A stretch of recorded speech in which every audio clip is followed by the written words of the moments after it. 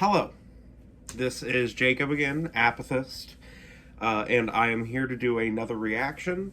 Before I get into it, I want to say thank you to everyone who has subscribed, everyone who's commenting. I love interacting with all of you. I've had a lot of fun, and I'm just so grateful for any and everyone who has come here and watched my stuff and interacted and talked to me. I love discussing music, and I love showing people new music that maybe they haven't heard of before. And it's just been really amazing seeing all the comments, seeing all the people that are interested and into music that I'm into. I am so appreciative for all of it. Thank you so much. Today, I want to do a reaction to this debut album by an artist named Miss Grit. It's indie rock, indie pop. I heard the first single a month, maybe 2 months ago. It's called Follow the Cyborg, which is the name of the album.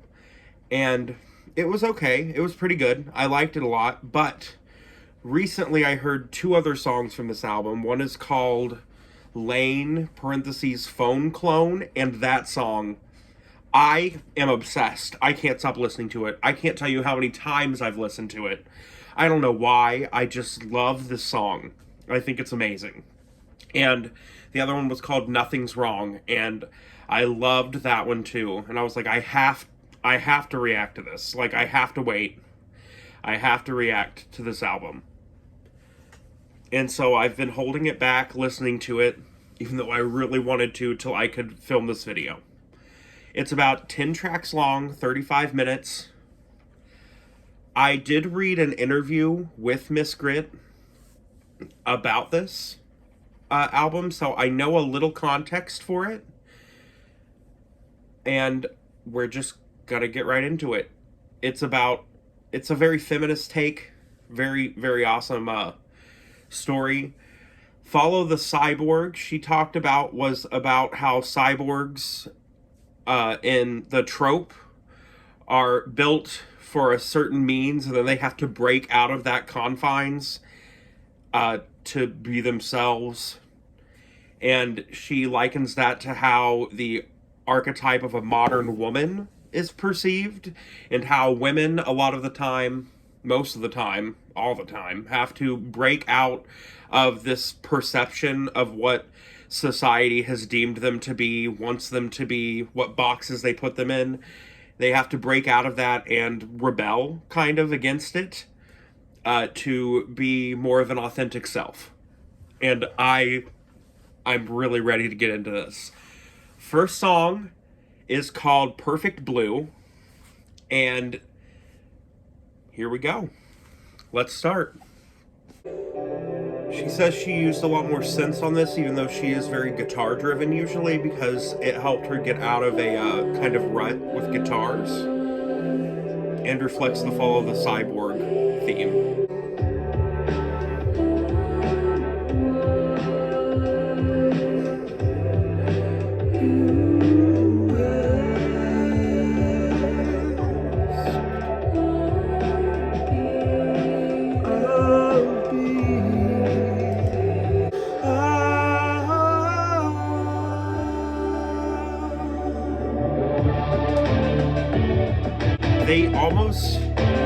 The synths feel like strings here.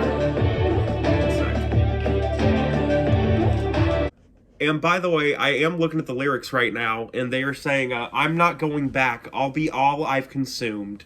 I'm what you asked, I'll be the perfect blue, can take a breath now. And I feel like this very much goes with the theme of the album, and it's talking about the expectations that are put on her to be a certain way. She also did talk about her Korean background and how she feels like Asian people are perceived as well, and Korean people, and how she felt like she had to fit in this box for that. So I feel like that's also here. She's what you asked. I'll be the perfect blue. She'll be perfect. She'll be the perfect archetype. The perfect perception of what society wants her to be. Can take a breath now. Can take a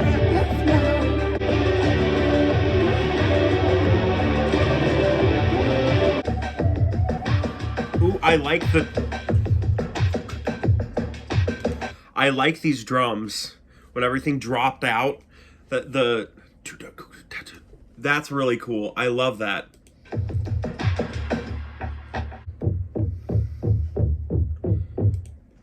I don't know why. I guess just that beating, like eighth note synth reminds me of the song Flash by Queen. I don't know if you know that song, but it starts with this very boom, boom, boom, boom, boom. Flash, savior of the universe. That's what that was really reminding me of. Wow, a nice little opener for this. I liked that a lot. Oh, I am so excited. I'm just going to jump right next into the next one. It's called Your Eyes Are Mine. Let me pull up the lyrics real quick. All right, your eyes are mine.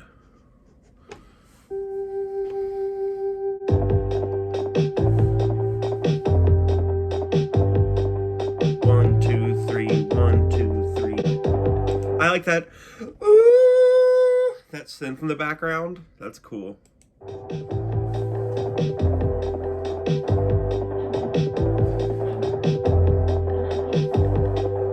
Do you hear that? There's like her mumbling or so. It's like in the beat.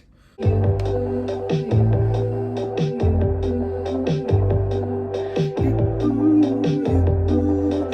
I switched to your speaking. We first met when I was learning.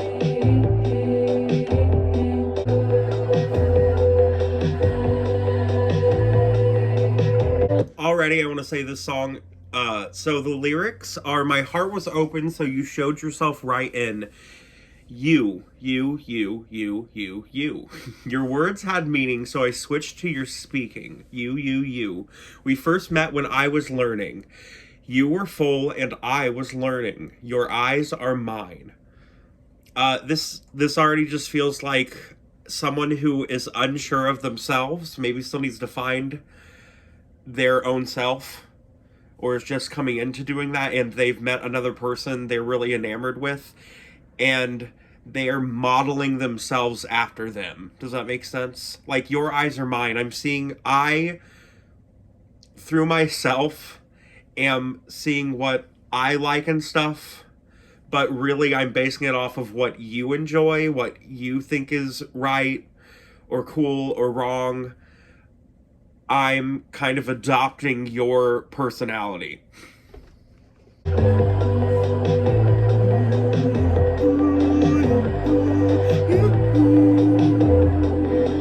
Some of these sounds are giving like Copy Machine in a good way.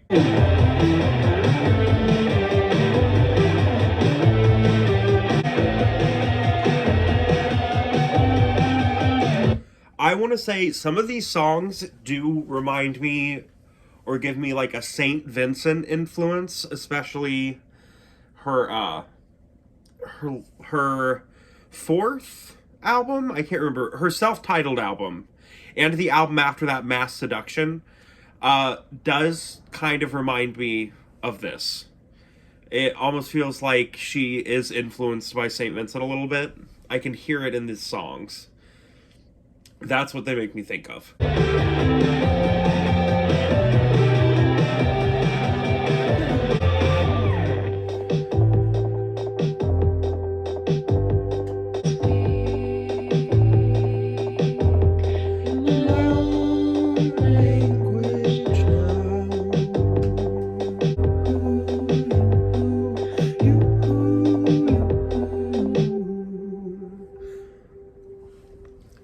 Nice. That was okay. It was good. I like the message. At the end, she says, I think I'm interpreting this song pretty correctly. At the end, she says, I speak in my own language now. Then she says, you again. That was Your Eyes Are Mine. I feel like I'm pretty on the nose with that interpretation. Not to say I know exactly what the artist is saying or anything. I just feel like that kind of falls into what she was talking about in her interview that I read. am really ready. I do want to disclose they do use they, their, and her, she pronouns. I do believe they're mainly like non-binary. I hope I'm right. I don't want to be misgendering them. No, that I think that's correct. Okay. So anyway, yeah, I think this is just about her being really enamored by someone and then really taking on their personality and their views because she's admirable of them. But instead of actually finding herself, she's just kind of taking the views of another person and applying them to herself. So the next song we're going on is called Nothing's Wrong. I know this song. I love this song. This is a song that gives me like writing jealousy. I do write lyrics and stuff sometimes. I never have really released much of my music. I make a lot of stuff on GarageBand on my phone. I haven't played my guitar in forever, but I love to write lyrics and stuff for things. And I'm jealous of her lyricism and how well she gets across this very relatable feeling in this song. Let's listen to it, and I will talk about the lyrics throughout it. It's called Nothing's Wrong. I miss that song, the one that hurts like something's wrong. These are just to remind. See, this song just perfectly encapsulates the feeling you have when you're not exactly unhappy. Maybe you're complacent, but you are almost longing for the feeling of sadness that you felt before, and you go back and listen to that heart-wrenching, that song that was there, and you can feel the pain from it. And that's what she's talking about. I hate her for writing this feeling so well, because it's a feeling I hold very close to me. Like I do this a lot. I suffer with depression, or I have. It's actually been a few years before I've really had a problem as bad as I did when I was in college. But this song really encapsulates the feeling of missing that almost. And I do have moments where you miss being in that sadness because you were there for so long and it's so familiar to you. Sometimes you just want to feel emotion like that, if that makes sense. Yeah, I never want to be depressed. That's not what I'm saying. But sometimes it was so normal to you and such a part of your life, you can feel nostalgic or miss that kind of hurt, which makes sense to a certain extent, because I mean, life is not about just being happy. Life is about feeling everything, being open to your emotions, experiencing different feelings, different things. The lyrics to the beginning say, I miss that song, the one that hurts like something's wrong, 'cause even when I'm feeling fine, it's always nice just to remind. So succinct, but it really captures the feeling. It really conveys exactly what she wants it to. And I hate her for that. I'll normalize what's going on. I'll sing that song I didn't write. See, also that I'll sing that song I didn't write also comes kind of back to this song. To me, like, you love the lyrics, you wish you wrote it or something, and it just captures the feeling so well that you admire it, and it brings that feeling to you, like, perfectly. And that's really how I feel about this song itself. Nothing's wrong.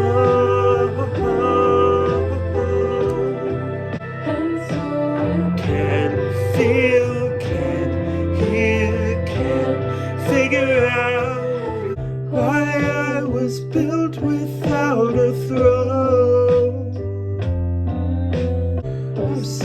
outside this world I know. I'll leave a picture of the ceiling. Can't figure out how to make things right.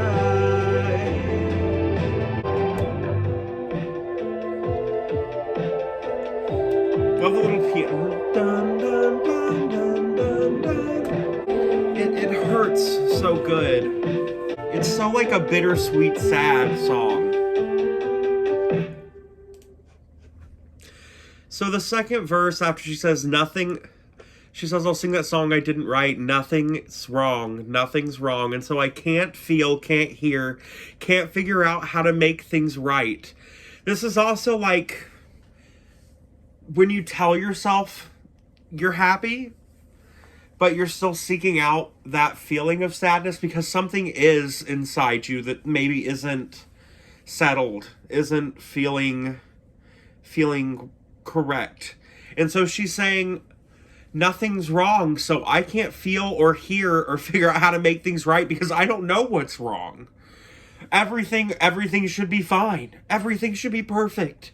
Why do I want to feel this way? Why do I feel this way? Why do I want to listen to this sad shit if everything's fine?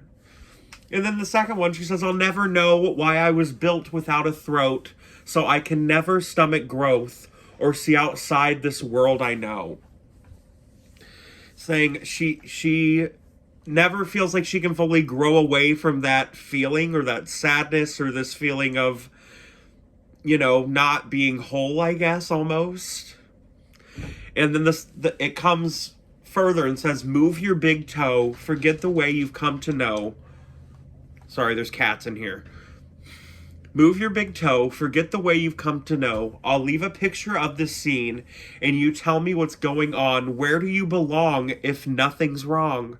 Nothing's wrong. She's almost saying, I'm trying to break away from this the way I felt, the way I know. Like I was talking about. Like how you feel you've been in that state for so long before that it's so comfortable and stuff. It's what you know. It's how you know how to feel. And she's trying to say, I'm trying to forget the way I've come to know. You tell me what's going on. Where do you belong? You have to make that decision. That kind of ties back to the first song, or not the first one, Your Eyes Are Mine, where she's talking about how she is taking someone else's personality and their opinions and putting them onto herself and seeing the world through their eyes instead of searching for her own self and her own opinions. That kind of calls back to that because she says, you tell me what's going on. Where do you belong? And I think she's talking to herself. And she's like, you have to find that place. You have to search for yourself. It's not as easy as just adopting other people's opinions and stuff. You have to make those decisions for yourself. I love that. I say I love that song, but this next song, banger. Banger. I love this song. From beginning to end, this song is so great. Here we go. It's called Lain. Lain, parentheses, phone clone.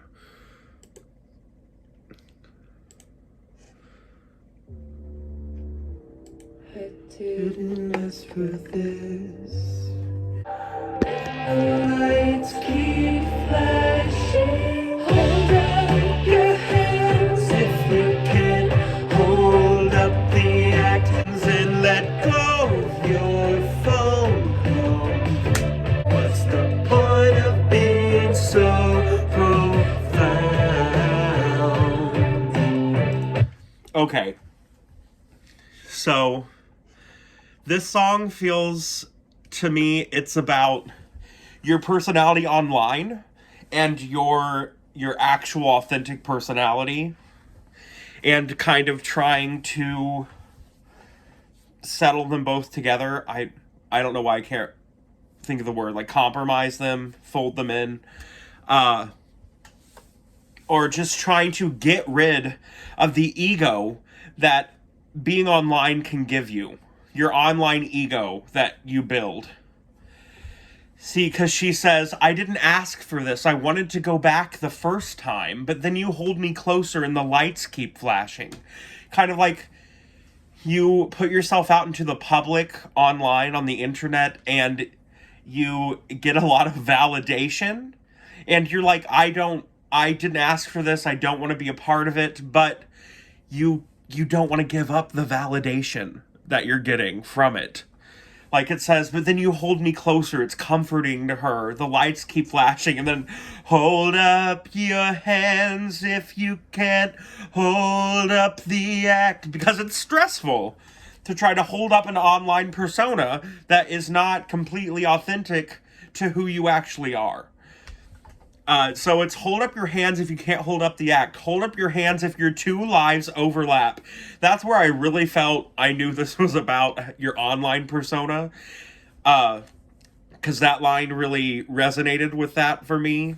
About you have your online life and you have your personal life. Your self outside of that. Hold up your hands if you want your memories back. Hold up your hands and let go of your phone clone. Let go of that social media part of yourself. Just be yourself. And we already went a little into verse 2. It's, what's the point of being so profound when all I'll be is contained in this so vague membrane? She's saying, like, what's the point of putting on this persona, thinking you're so profound, amazing, when it's all living on a screen? It's not really you. Does that make sense? You know, that line can be interpreted two ways. So she says, what's the point of being so profound when all I'll be is contained in this so vague membrane? And what's remembered is only where I'm found. So I'll remember you if you remember me. I think she's also, it can be looked the flip side. What's the point of being so profound? It's almost arguing, like the chorus is her saying, let go of her ego on the internet, let go of that part of her. And then the verse almost seems like it's arguing against that, because it's like, what's the point of being profound in real life when all she's contained is an organic body? And once she dies, the only thing that's really going to be left is her online persona. What's remembered is only where I'm found. Like, what's really only going to be remembered is what is found left of her that's been on the internet, online, what has been perceived, because she herself won't be there anymore. So I'll remember you if you will remember me. Wow. Anyway. Hold up your hands until lives overlap. And I don't wanna be everything anymore. I don't wanna see everything anymore. This part, I don't want to see everything anymore, I don't want to be everything anymore, feels like the pressure building of that online persona and trying to keep up the act. Like you said, hold up your hands if you can't hold up the act. Hold up your hands if you can't keep on that persona. Fursona. Excuse me. And also, like, overwhelming, too. I don't want to see everything anymore. I don't want to be everything anymore. Just this constant barrage of stimulation, almost, I feel like is also kind of being addressed when you're on the internet. Hold up your hands if you can. Hold up the act. Hold up your hands.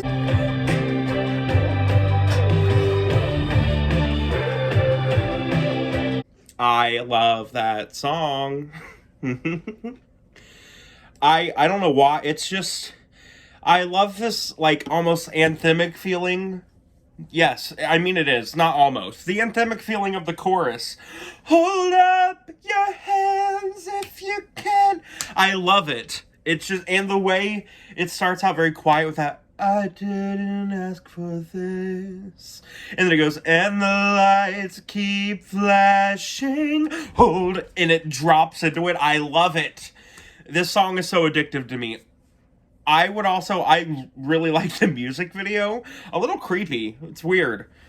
She does have these, like, completely blacked out pupils, like they're completely dilated over her irises. But I honestly, I find them iconic. She's great. I love that video.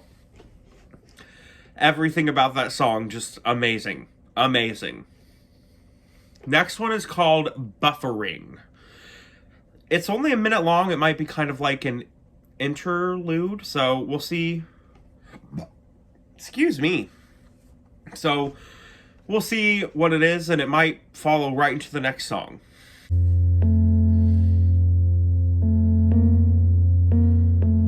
It does feel like buffering. I feel like you see someone in like a big, almost sensory deprivation tank looking thing. It's all white around them, and they're in this like pod laying there.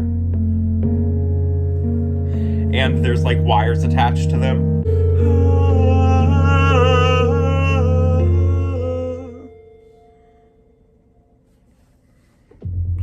That goes right into Follow the Cyborg.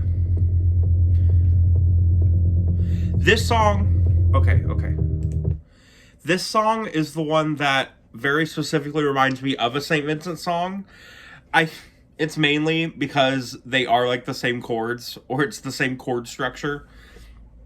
They both have this same feeling to them. I'll play this a little more, and then I'm gonna show you that St. Vincent song real quick. So listen to this.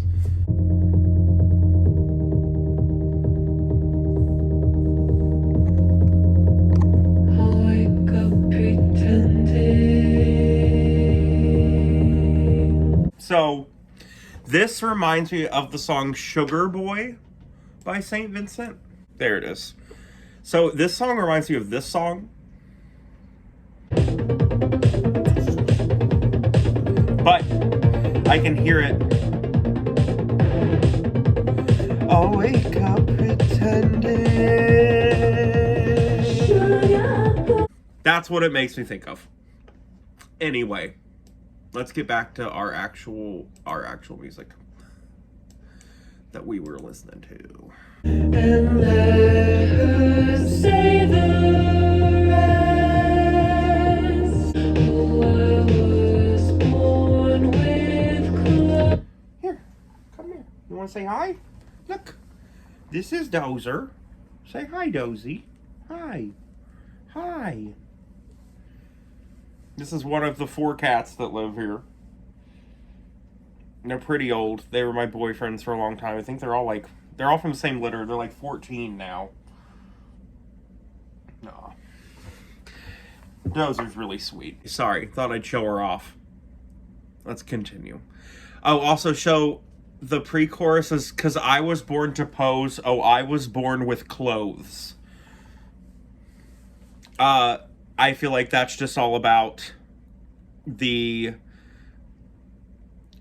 what kind of expectations are pressed onto women a lot of the time.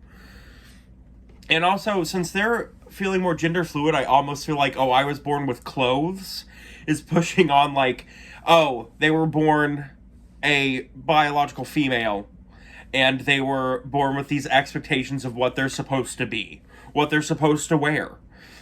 I was born to pose too feels like how women are supposed to be pretty and proper and like a sight. They're like as if they're just there to be looked at. Like you're supposed to be pretty, which is ridiculous. And I guess that makes even more sense in the chorus.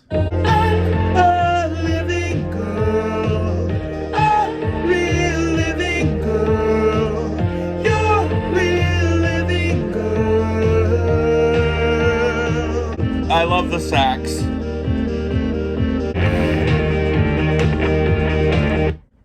I feel like this chorus really reflects what I was saying before about the posing in the Bournemouth clothes, because then she says, I'm a living girl, a real living girl. Like, I'm a real person. But then it also feels like she's talking about she's manufactured, because then she says, you're a real living girl. I'm your real living girl. Like, I'm the dream girl. I'm your what you perceive of me. That you're perceiving me as a woman, that the way society has said women are supposed to act. Because think about, like, how she was talking on Perfect Blue, like, she's gonna be exactly what you want her to be. She's buying into that archetype at first. Because I feel like this Follow the Cyborg, when in her interview, it gave me a lot of insight into this album, because I thought Follow the Cyborg was almost like talking about following into being something electronic, manufactured, fake, almost. But what it's actually talking about is what I talked about at the beginning, the archetype of the cyborg having to break free of its constraints and how people perceive it to become its own self. And that's what she's saying, actually. She's saying follow the cyborg in those steps to break free of the restrictions that society is putting on you as a woman. Or as whatever you are, as like a gay person, how you're stereotyped, as a Korean person, like she talks about, how she is stereotyped in that way. Break free of those constraints and find yourself, instead of just not questioning anything and being what they're telling you should be. My screams through the window inside my home. I am alone. I am my ghost. I am my. See, on all of my screens, she's in all of my mirrors. Through the window inside my home, I am alone. I am my ghost. I think she's talking about losing that sense of self that you need to find to her online persona. Like, she's lost who she feels like she actually is because she's putting so much into building that ego. And she's also talking about, like, on all of my screens, she's in all my mirrors. Like, the online her is on all her screens, is on all her things like that. And then the ghost, I am alone, I am my ghost. She's a ghost of herself, either on the screen or she's lost so much of herself. She feels like a ghost of herself. Well, I was born with clothes. Born again, not again.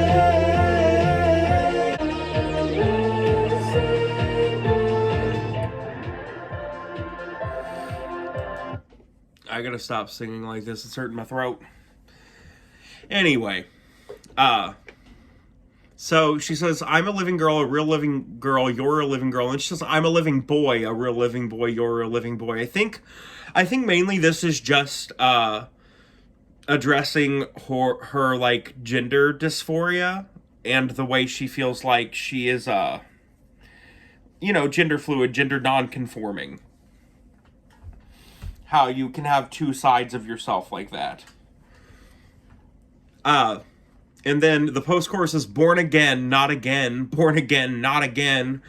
Like, it's just tiring to have to reinvent yourself all the time, or have, like, different aspects of yourself that you are jumping back and forth between. Like it said, if you can't hold up the act in Phone Clone, if your two lives are overlap, maybe it's a talk about going back and forth between those, or about just the constant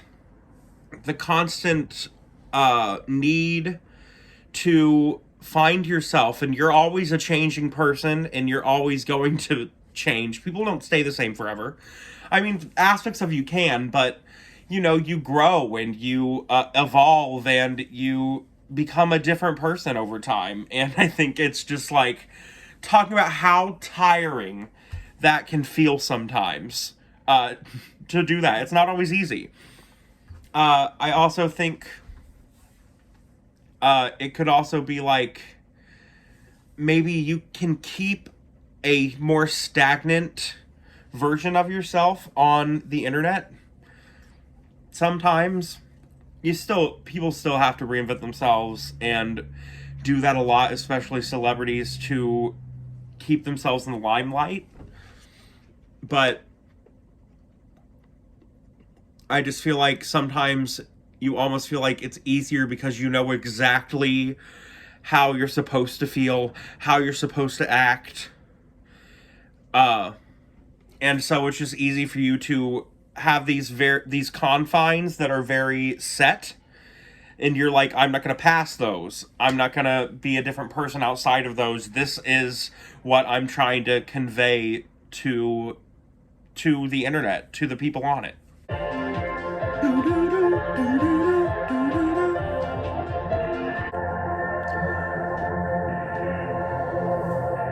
then it dies out into this.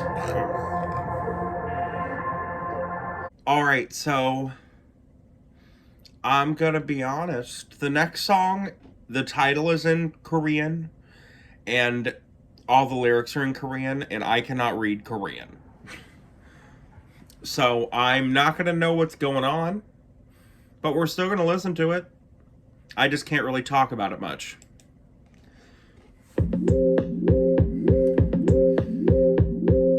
Even more synthy sounding than before, I feel like. Oh, the bass comes in. I like that. It establishes the...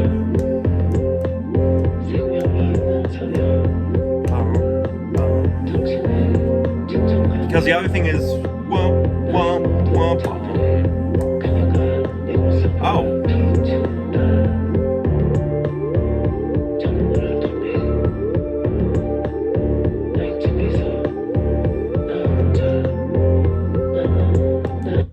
This is actually quite, I believe it's polymeter, not polyrhythm.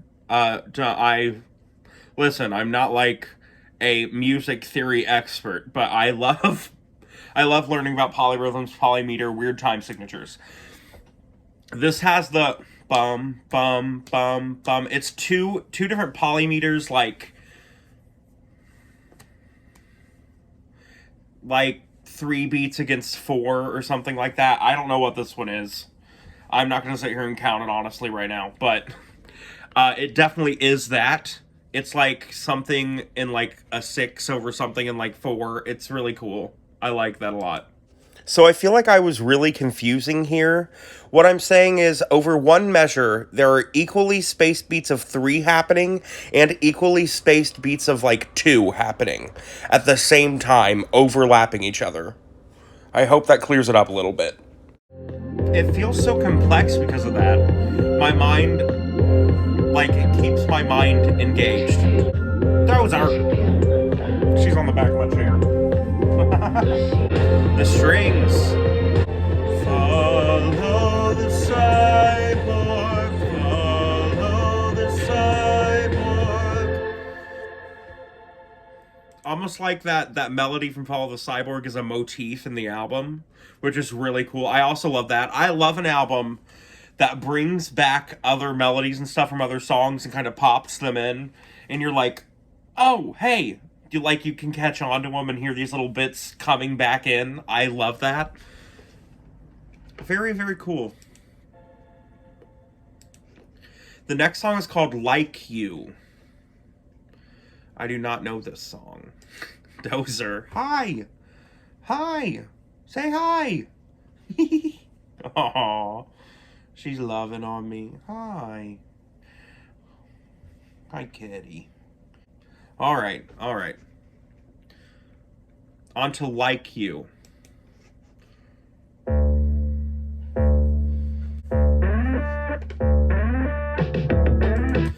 The beginning of this song also specifically reminds me of another song by St. Vincent. It reminds me of this song.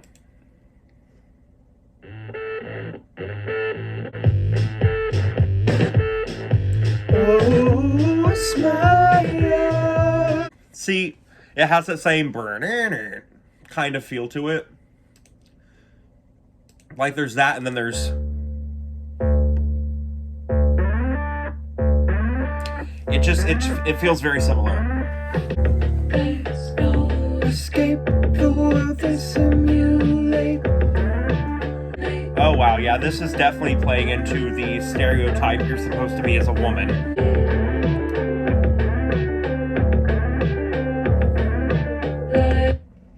Okay, yeah, this is definitely about that. It says, there's no escape, the world they simulate. They want a hold of you to dominate. And I try to abide so I won't be denied. So, there's no escape, the world they're simulating, the expectations they're putting on women and stuff. You can't really escape from that. Even if you become yourself, people are still going to judge you for that because they want you to be a certain thing. And you're not that. So they're also... She then says, and I try to abide so I won't be denied. Like, she even knows she's being someone she's not authentically because she's afraid of the backlash from that. From being herself. And then it says, it goes right into the chorus. It says, I try to abide so I won't be denied like you. And that can be both ways. I try to abide like you. Or I try to be like you. And so I won't be denied like you. Talking about two different sets of people. The people being themselves and the people buying in to being what society wants them to be. I wonder what sits on the other side. Ooh, I like that. The way it opened up. Aw, I start to cry when they all see my eyes. Okay.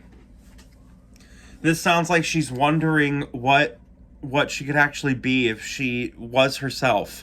I wonder what sits on the other side. I take off all my clothes and all these ties. Once again, going back to, like, I was born with clothes. Like, if you're a woman and if you're a man, you are expected to be a certain thing, to dress a certain way, to be masculine or to be feminine, to be very black and white and split. And that's not how life is. That's not how everyone is. That's not how people are. And I also think this almost spies into a topic that's I really like to discuss and think about, which is that a lot of cis hetero people never even really have to think about their gender identity. They've never thought about it because they just are that way and they just acted that way, and it's, you know, that's how naturally it's been. They've never had to question, what is gender? What does it mean to me? They've never had to go through that. But I wonder what sits on the other side. She's wondering what it could be to be authentic, and so she takes off all the clothes and all these ties. She is taking that step, but it also seems very overwhelming, and I start to cry when they all see my eyes, when they all see my true self.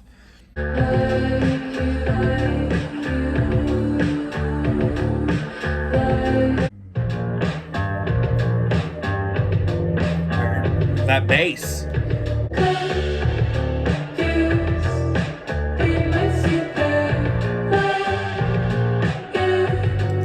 It says, born new, everything is see-through, confused. They might see they're like you.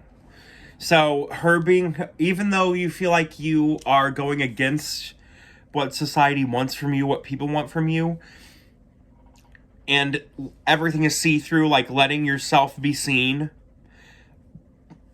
it's also saying those people out there who are in these constraints and living in these confines might see you being your authentic self and see that they are like you. They can be themselves, and they are more like you and like someone unique than they thought they were.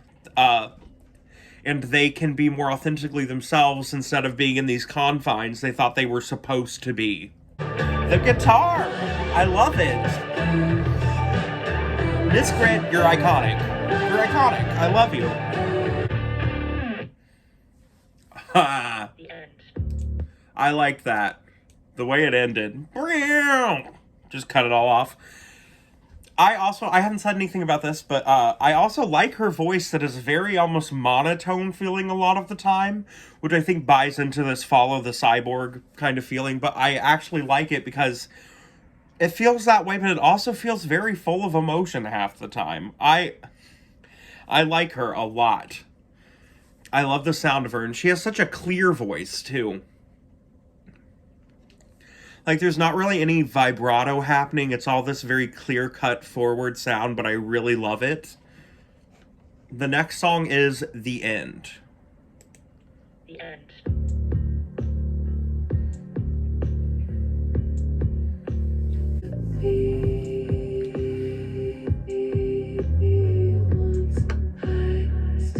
That's cool. The B, E, like she's cutting out.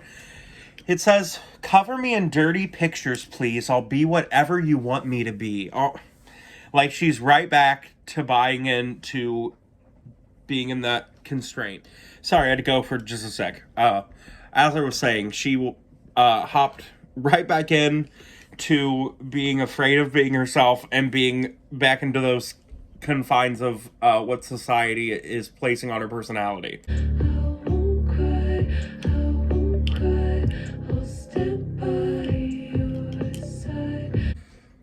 Once I start the game, I'll forget my own name.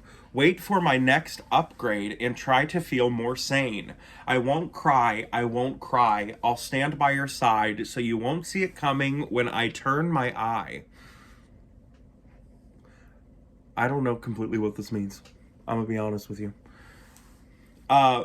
It feels like once she starts back here, she's gonna start forgetting who she is again. I'll forget my own name. I'll forget myself. I'm gonna forget who I am if I go back to this. She said, I try to feel, but I almost feel like it's talking about how confusing it is to try and find yourself. Like she's saying, I'll stand by your side. I won't cry. I won't cry. I'll wait for my next upgrade and try to feel more sane. Like it's a relief for someone to tell her who to be when you aren't sure who you are. Like you haven't gone through all that growing to actually know. And so it's almost like a break from it. Like, just tell me what you want me to be, and I'll stand by your side and be that. But then it says, you won't see it coming when I turn my eye. She mentioned eyes a lot.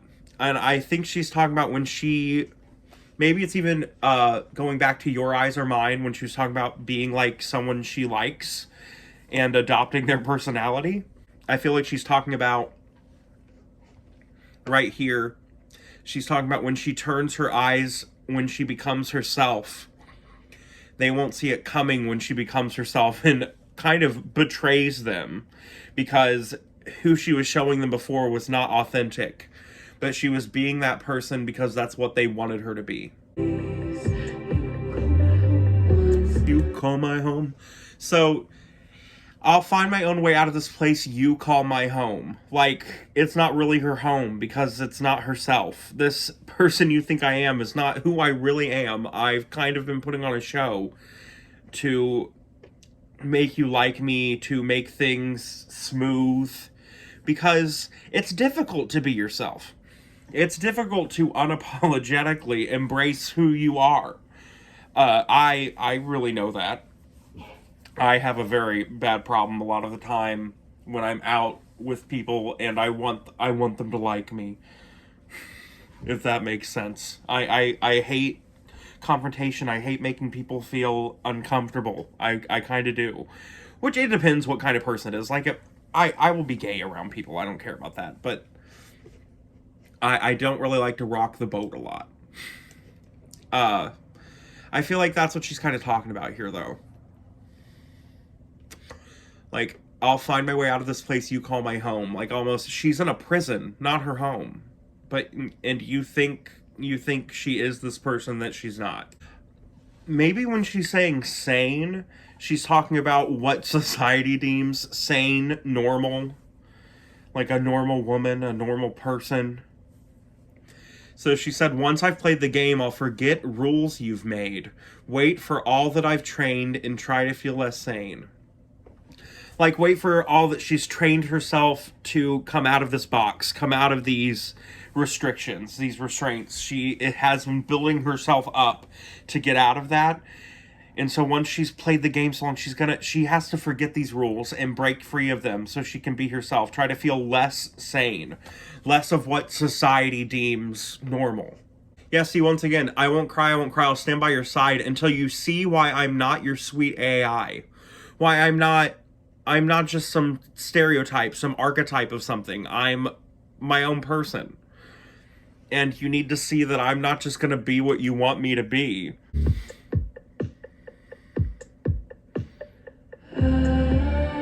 Oh, it slowed down.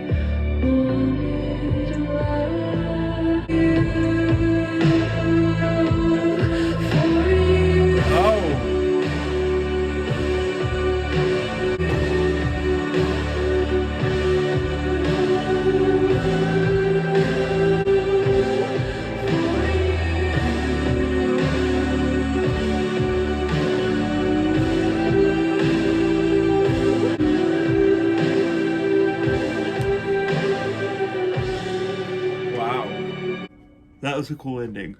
Whew. Excuse me. That was a really cool ending.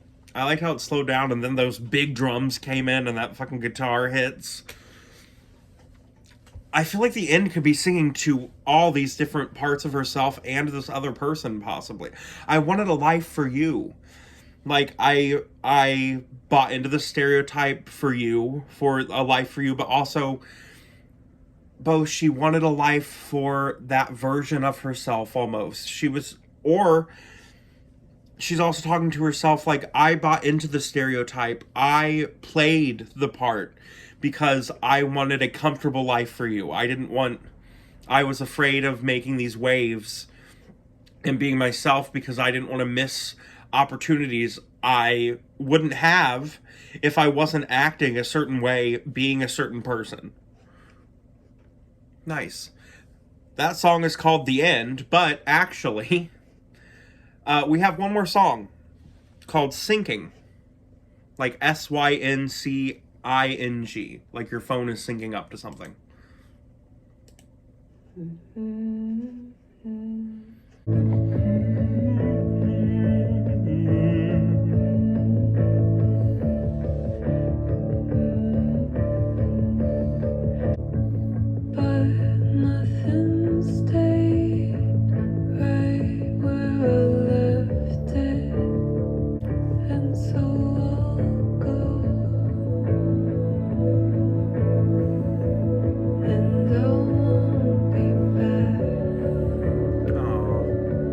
Yeah, this feels like it's buying right into that thing about how she was being a certain person for someone because she wanted to hold on to them. But I'm starting to move on my own now, and I don't want to forget how. She doesn't want to go back to not being herself because she doesn't want to forget how to be herself. And so she'll go and she won't be back. Both maybe to this person or less so to that, and saying she's just going away from this persona and she refuses to come back to it. She's gonna be herself, for better or for worse.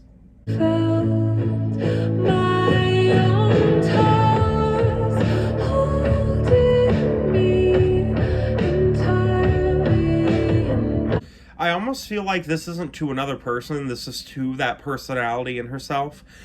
Almost going back to the expectations you have when you're being perceived by other people, especially online, when she says her two lives overlapping. I feel like she's talking about, she says, I've never felt my own toes holding me entirely. I don't know why I can't hold you at the same time. Like, I've never been able to be comfortable in myself, and I don't know why I can't hold on to that old personality that can be comforting sometimes for me, or feels like I did it for so long, it almost feels like it's a part of me. I don't know why I can't hold on to that. I can't hold you at the same time, that other part of me, that she's talking to it like it's another person, and she's like, it seems sad almost that she's letting go of it. Like, there's pain in that. And so she's saying, I don't know why I can't, but she can't. She has to go and she won't be back. She can't stay with that part of her because it's only holding her authentic self back.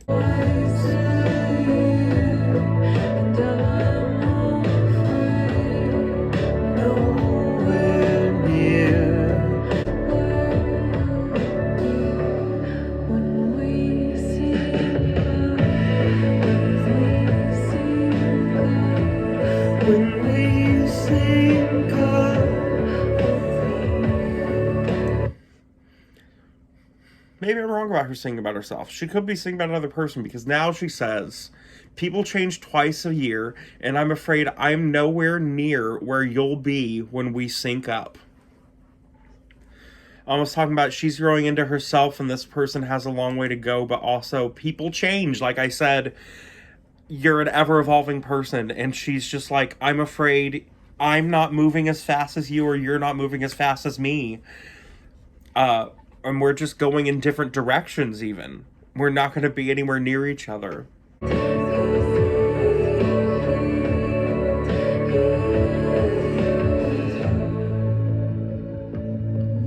Did you guys hear that?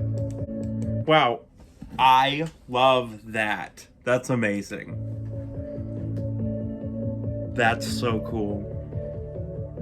That kind of... So, what happened there at the end is she made callbacks to a bunch of the songs. When it's saying when we, in the background it says, my heart was open for you. Hold up your hands like you can take a breath now. Follow the cyborg and nothing's wrong. And these all create their own sentence. My heart was open for you. Hold up your hands like you can take a breath now. Follow the cyborg and nothing's wrong. But those are all lines from previous songs. I think that's actually amazing. That's really cool. It reminds me of the last song on Poppy's record, I Disagree, I think. Is that correct? Doesn't the last song at the end, I'm pretty sure, it like goes through all of the songs again and like does a little like overture of it, which was really cool.